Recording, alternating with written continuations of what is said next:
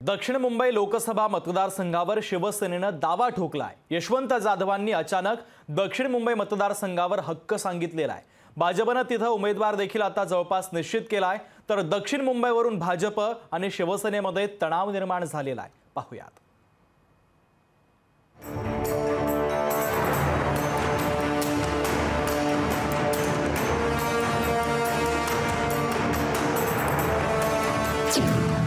दक्षिण मुंबईवर शिवसेनेच्या यशवंत जाधवांचा दावा।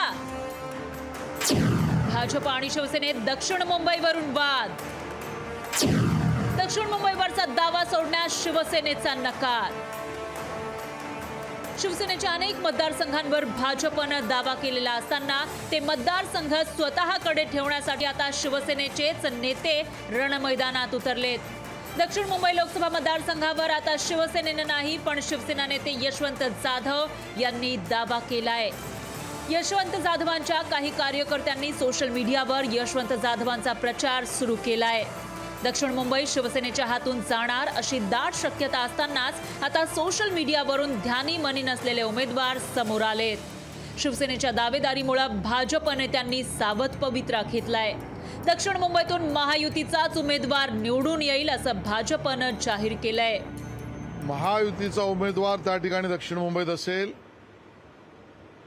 उमेदवार आमच्यासाठी मुंबईतल्या 6 जागांवर माननीय मोदीजींचं प्रतिनिधित्व करणारा असेल। महायुतीमध्ये कोणी लढायचं हे एकनाथ शिंदेजी, देवेंद्रजी, अजितदादा पवार ठरवतील। विजय आमचा निश्चित असेल। आज लिहून घ्या, अरविंद सावंत यांचा पराभव किमान पक्षी 1.5 लाख मतांनी होईल। दक्षिण मुंबईचे प्रबळ दावेदार असलेले राहुल नार्वेकर यांनीही याबाबत जो योग्य उमेदवार असेल तोच लढेल असं सांगितलंय।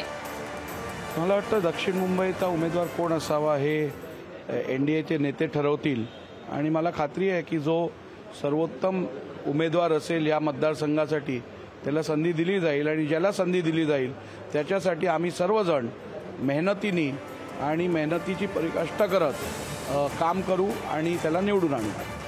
दक्षिण मुंबईवर शिवसेना नेतृत्वाला जाहीर दावा करता येत नसल्याचा आरोप केला जातोय।